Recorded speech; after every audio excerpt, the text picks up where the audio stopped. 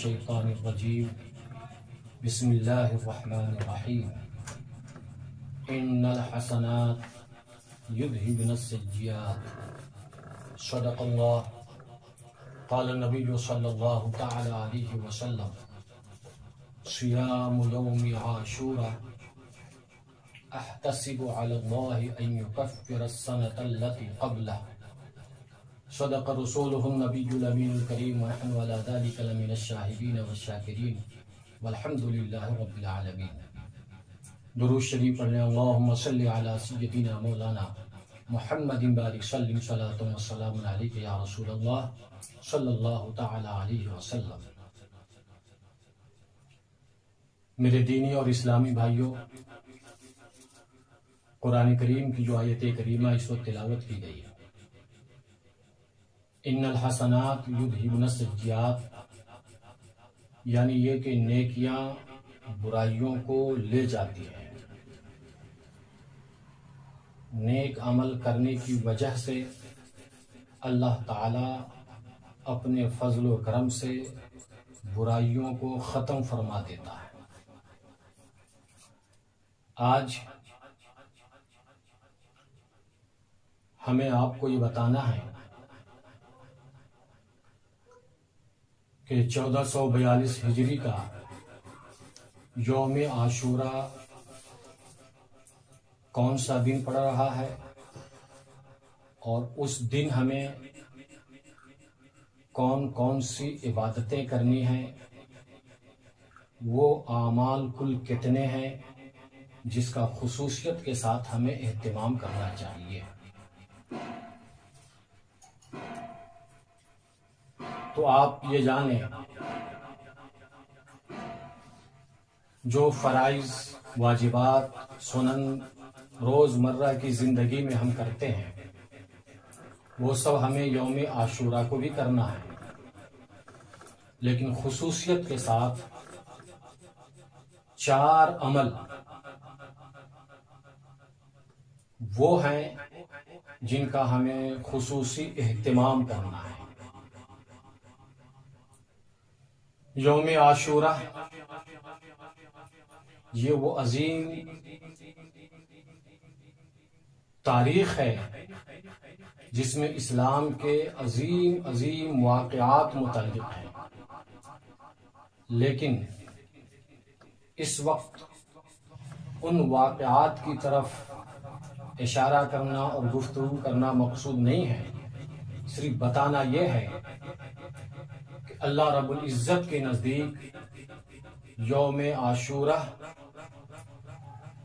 اس قدر عظمت و شان والا یہ دن ہے اور ایسی عظیم تاریخ ہے کہ اپنے محبوب کے نواسے کی شہادت کے لیے بھی اللہ نے اسی یوم عاشوراء کا انتخاب فرمایا۔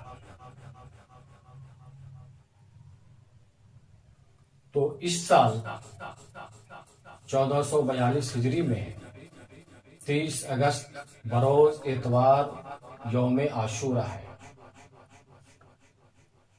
کل ملا کر 4 عمل جن کا خصوصی اہتمام ہمیں کرنا ہے، ان 4 عملوں کی نشاندہی حدیث پاک کے اندر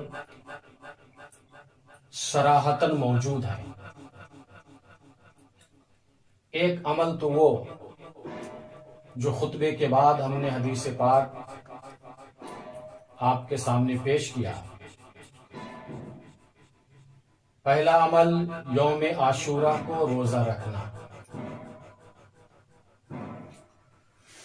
سارے فقہائے کرام نے اس پر اتفاق کیا کہ یوم عاشوراء کو ہی نہیں بلکہ 9ویں محرم اور 10ویں محرم 2 تاریخ میں روزے کا اہتمام کرنا، روزہ رکھنا یہ مسنون ہے۔ ویسے تو آپ یہ عبادت جس قدر جب چاہیں کریں، صرف ان ایاموں سے بچ کر جن ایام میں روزہ ممنوع ہے۔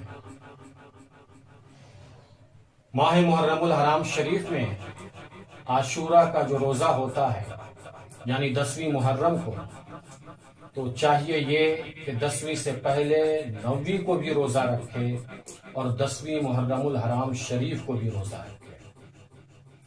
ہم جب اس عمل کو انجام دیں گے، اللہ رب العزت کی طرف سے صلہ اور جزا کے طور پر اللہ ہمیں کیا عطا فرمائے گا؟ اللہ کے نبی علیہ الصلوۃ والتسلیم نے ارشاد فرمایا، صیام یوم عاشورہ احتسب علی اللہ ان یکفر السنۃ التي قبلہ۔ اللہ کے نبی علیہ الصلوۃ والتسلیم ارشاد فرماتے ہیں، یوم عاشورہ کا روزہ میں امید کرتا ہوں کہ اللہ تعالیٰ پچھلے پورے 1 سال کے گناہوں کا کفارہ بنا دے گا۔ معلوم یہ ہوا کہ اگر ہم 9ویں محرم کو اور 10ویں محرم کو روزہ رکھتے ہیں تو پیچھے جو 1 سال کا زمانہ گزرا ہے، ہمارے اس پچھلے سال میں 10ویں محرم کی تاریخ کی آمد تک ہم سے جو بھی صغائر خطا ہوئے، گناہ ہوئے، اللہ تعالیٰ اس حسن عمل کی وجہ سے ان خطاؤں کو اپنے فضل و کرم سے معاف فرما دے گا، اور اس روزے کو اس عمل کے لیے، ان صغائر گناہوں کے لیے کفارہ بنا دے گا۔ ایک عمل تو یہ ہے یوم عاشورہ کو روزے کا اہتمام کرنا۔ یہیں سے یہ بات معلوم ہو گئی کہ اصلاً ہمیں محرم الحرام شریف کس طرح سے منانا چاہیے۔ جس قدر اس مہینے میں عبادات ہو، ریاضات ہو، ذکر شہدائے کربلا ہو، ان کی محبتیں، ان کے فضائل، کمالات، مناقب، درجات جو قرآن اور احادیث میں موجود ہیں، ان سب کے ذکر و اذکار کے ساتھ ہم محرم الحرام شریف کو خوبصورت عبادت کی شکل میں گزار سکتے ہیں۔ تو ایک عمل روزہ، جو دوسرا عمل کرنا ہے وہ عمل یوم عاشورہ کو 4 رکعت نماز ہے۔ اللہ کے نبی علیہ الصلوۃ والتسلیم نے یوم عاشورہ کی 4 رکعت نماز کے حوالے سے ارشاد فرمایا، من صلی یوم عاشورہ 4 رکعات ویقرأ فی کل رکعت فاتحۃ الکتاب وقل هو اللہ احد 11 مرۃ غفر اللہ له ذنوب 50 عاما وبنی له منبرا من نور۔ سبحان اللہ، کتنی عظیم یوم عاشورہ میں 4 رکعت نماز پڑھنے کی فضیلت اللہ کے نبی علیہ الصلوۃ والتسلیم نے اپنے زبان نبوت سے ارشاد فرمایا۔ آپ فرماتے ہیں کہ جو شخص یوم عاشورہ کو 4 رکعت نفلی نماز اس طرح سے پڑھے کہ ہر رکعت میں سورہ فاتحہ کے بعد قل هو اللہ شریف پوری سورہ 11 مرتبہ پڑھے اور اپنی یہ 4 رکعت نماز مکمل کر لے، اب وہ چاہیں تو 2 رکعت کی شکل میں اور چاہیں تو 4 رکعت ایک ہی سلام کے ساتھ پڑھے۔ اللہ کے نبی علیہ الصلوۃ والتسلیم نے ارشاد فرمایا کہ جو شخص بھی یہ عمل کرے گا اس کے 50 سال کے گناہ کو اللہ معاف فرما دے گا اور اس کے لیے نور سے ایک منبر بنا دے گا۔ تو پہلا عمل یوم عاشورہ کو جو کرنا ہے ہمیں وہ روزہ ہے، جو 9ویں سے ہی کرنی ہے۔ دوسرا جو عمل ہے یوم عاشورہ کو وہ ہے 4 رکعت نماز۔ ہے تو 4 رکعت، لیکن برکت اور فضیلت یہ ہے، ثواب یہ ہے کہ اللہ 50 سال کے گناہوں کو معاف فرما دیتا ہے اور اپنے کرم سے نور کا ایک منبر بھی ایسے شخص کے لیے بناتا ہے یہ دوسرا عمل ہوا جو یوم عاشورہ کو آپ کو ہمیں سب کو کرنا ہے۔ جس طرح سے محرم الحرام شریف منانے کا طریقہ کتابوں میں مذکور ہے، اگر اسی طریقے سے امت انجام دے تو یقیناً امت کے نصیبے کو اللہ تعالیٰ اور عروج عطا فرمائے۔ یہ دو عمل ہوئے۔ تیسرا عمل، تیسری عبادت، تیسرا کام وہ یہ ہے کہ اپنے اہل و عیال پر، اپنے گھر والوں پر یوم عاشورہ کو زیادہ سے زیادہ خرچ کریں۔ اس سلسلے میں اللہ کے نبی علیہ الصلوۃ والتسلیم ارشاد فرماتے ہیں، من وسع علی عیالہ یوم عاشورہ لم یزل فی سعۃ سائر سنۃ۔ مطلب یہ ہے، آپ ارشاد فرماتے ہیں کہ جو شخص یوم عاشورہ کو اپنے گھر والوں پہ خرچ کو کشادہ کر دے گا، وہ پورے سال اس حسن عمل کی برکت سے ہمیشہ کشادگی میں رہے گا، یعنی رزق کی کشادگی ہوگی، کسی طرح سے کوئی تنگی نہیں ہوگی۔ یہ فرمان، یہ بیان کسی عالم کی طرف سے نہیں، بلکہ ہمارے اور آپ کے سب کے نبی حضور احمد مجتبی محمد مصطفیٰ صلی اللہ تعالی علیہ وسلم کی طرف سے ہے۔ اور آپ کے بیان میں، آپ کے کلام میں اور آپ کی گفتگو میں آپ کی امت کو کوئی شک نہیں۔ معلوم یہ ہوا کہ اپنے اہل و عیال پر اس دن زیادہ سے زیادہ خرچ کریں، گھر میں اہتمام کریں، بہتر سے بہتر کھانے کا اور کثرت کے ساتھ۔ یہ 3 عمل ہو گئے، اور یہ بھی نہیں کہ اپنے گھر میں تو کر لیا اور پڑوسی کو بھول گئے، بلکہ اپنے گھر میں بھی کریں اور آس پڑوس پہ نظر رکھیں، کہیں کوئی ایسا تو نہیں ہے جن کے یہاں اہتمام نہ ہو سکا، تو ان کے گھر کے بچوں کا اور سارے ممبروں کا خیال کرنا یہ حق پڑوس کے لحاظ سے بھی ضروری ہے۔ یوم عاشورہ کو جو آپ عمل انجام دیں گے، اب تک یہ 3 ہوئے۔ چوتھا عمل یہ ہے کہ یوم عاشورہ کو آپ ضرور بھی ضرور کسی پریشان حال بندے کی مدد فرمائیں، اور بہتر تو یہ ہے کہ یہ پنجتن پاک اہل بیت اطہار رضوان اللہ تعالی علیہم اجمعین کے نام سے ان مقدس ہستیوں کی جانب منسوب کرتے ہوئے اگر 5 پریشان حال بندے کی مدد کی گئی تو اور بہتر ہے، ورنہ کم سے کم 1 پریشان حال بندے کی مدد ہونی چاہیے۔ آپ جب تاریخ مصر پڑھیں گے اور حضرت عمرو بن عاص رضی اللہ تعالی عنہ کے زمانے کی تاریخ پڑھیں گے تو یہ معلوم ہوگا کہ مصر میں ایک شخص تھا جو نماز فجر ادا کرنے کے لیے جناب حضرت عمرو بن عاص رضی اللہ تعالی عنہ کی مسجد میں پہنچتے ہیں، اور اس زمانے میں مصر کے لوگوں کا یہ طریقہ تھا کہ یوم عاشورہ کو اسی مسجد میں جا کر خواتین بھی پہنچتی اور دعائیں کروایا کرتی تھی۔ حضرت عمرو بن عاص رضی اللہ تعالی عنہ کی مسجد میں وہ شخص جو مصر کے رہنے والا تھا، اس کے بدن پہ ایک ہی کپڑا تھا۔ نماز سے فارغ ہو کر جب واپس ہو رہا تھا، خواتین چونکہ دعا کے لیے پہنچی ہوئی تھی، تو ایک خاتون نے درخواست لگائی اور کہا، اے بندے خدا، آج کے دن میری کچھ مدد کرو، پنجتن پاک کا واسطہ ہے، شہدائے کربلا کا یہ مہینہ ہے، ہماری کچھ مدد کرو، خیال کرو۔ اس خاتون کی اس درخواست کو اس بندے خدا نے قبول فرمایا اور کہا، تم آؤ میرے ساتھ گھر چلو۔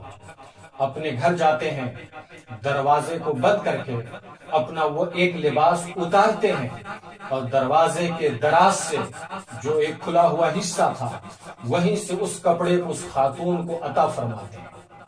جیسے اس خاتون کو آپ نے وہ کپڑا دیا، خاتون کی زبان سے بے ساختہ دعائیہ ایک جملہ نکلا۔ وہ جملہ یہ تھا، البسک اللہ من حلل الجنہ، اے بندے خدا اللہ تعالیٰ تجھے جنتی جوڑا عطا فرمائے۔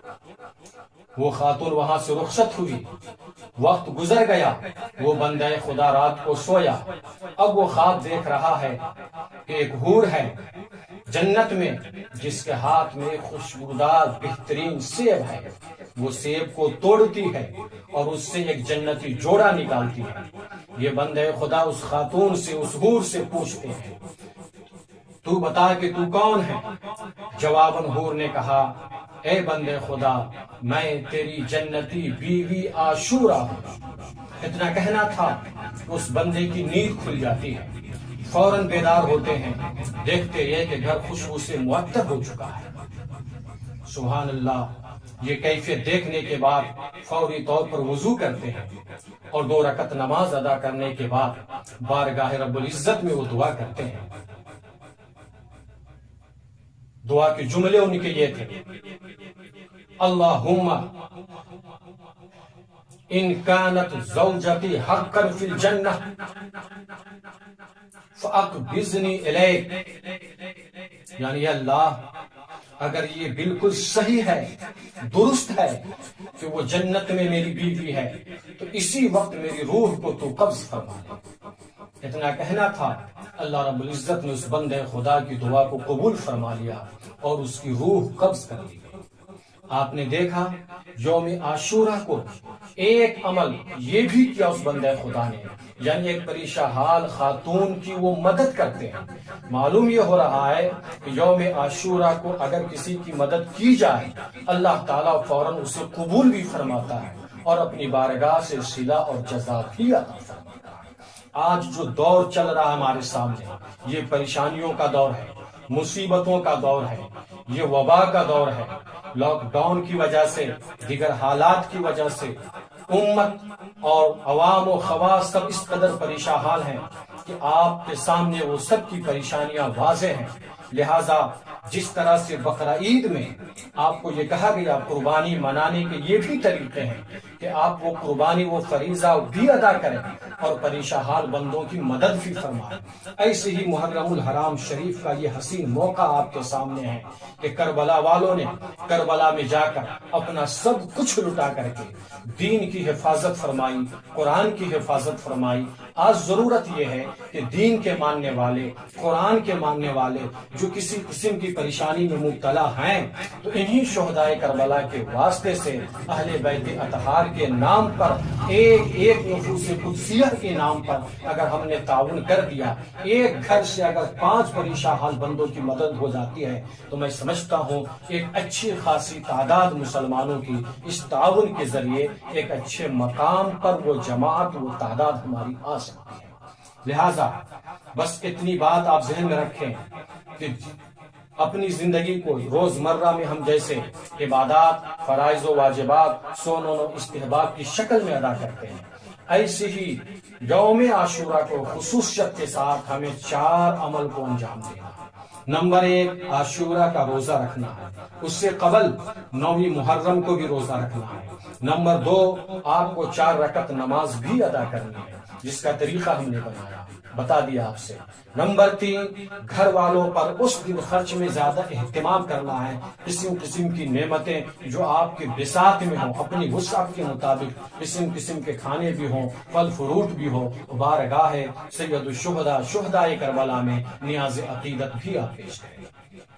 یہ 3 عمل ہوئے۔ چوتھا عمل کسی پریشان حال بندے کی مدد کرنا۔ ایسے ہی عاشورہ کو اور دیگر ایام میں بھی امام پاک کے نام پر سبیل لگانا، کھچڑا پکوانا، نیاز پیش کرنا اور اس طرح سے کار خیر کرنا، یہ سارے اعمال اسلامی نظریے کے مطابق درست ہیں۔ لہٰذا آپ حضرات سے جہاں تک ممکن ہو اس طرح کے عمل کو آپ انجام دیتے رہیں، اور وہ جو طریقے رائج ہیں اپنے محرم الحرام شریف کے یوم عاشورہ 9ویں کو یا 8ویں کو یا 7ویں کو جو طریقے لوگوں میں رائج ہیں، مروجہ جو طریقے ہیں، ناچنا ہے، گانا ہے، ڈھول ہے، تاشے ہیں، باجے ہیں، اس طرح کے جو لہو و لعب ہیں، ان چیزوں سے بچنا نہایت ضروری ہے، چونکہ یہ آپ کے اسلامی نظریے کے بالکل خلاف ہے۔ محرم الحرام شریف کا سب سے بہتر طریقہ یہی ہے کہ ذکر شہدائے کربلا ہو، ان کی محبتیں ہوں، ان کے فضائل و کمالات و مناقب ہو، آپ خود بھی سنیں، اہل خانہ کو سنائیں اور دیگر امت کے لوگوں کو آپ سنائیں، تو یہ عبادت، یہ عمل محرم الحرام شریف کی مناسبت سے سب سے بہتر عمل ہوگا، اور محرم منانے کا یہی صحیح طریقہ ہے جو احادیث نبویہ کی روشنی میں آپ نے ملاحظہ فرمایا کہ یہ 4 عمل وہ ہیں جن عمل کے بارے میں صراحتاً آپ نے حدیث کو سنا، اور ایک عمل اس واقعے کی روشنی میں آپ نے ملاحظہ فرمایا۔ لہذا قرآن کریم کی اس آیت پر بھی آپ کی نظر ہو کہ ان الحسنات یذہبن السیئات، کہ نیکیاں برائیوں کو ختم کر دیتی ہیں۔ اگر محرم الحرام شریف میں یہ نیکیاں کی جائیں گی تو بہت ساری برائیوں کا خاتمہ بھی ہو جائے گا۔ استغفر اللہ ربی من کل ذنب اذنبتہ واتوب الیہ وما توفیقی الا باللہ۔ یہ پیغام چند دن قبل اس لیے آپ کے سامنے پیش کیے گئے تاکہ آنے والے وقت میں جو اتوار کا دن آ رہا ہے آپ پہلے ہی سے اس کا اہتمام کر سکیں، اور اس کے لیے آپ کوشش کر سکیں۔ یہ خبر اس لیے آپ کو پہلے دی جا رہی، ایسا نہ ہو کہ یہ حسین موقع آپ کے ہاتھ سے نکل جائے، اس لیے مصلحتاً اس بیان کو مقدم کر دیا گیا ہے۔ آپ اسے قبول کریں، عمل کریں، اور گھر والوں کو بھی عمل کی دعوت دیں۔ السلام علیکم۔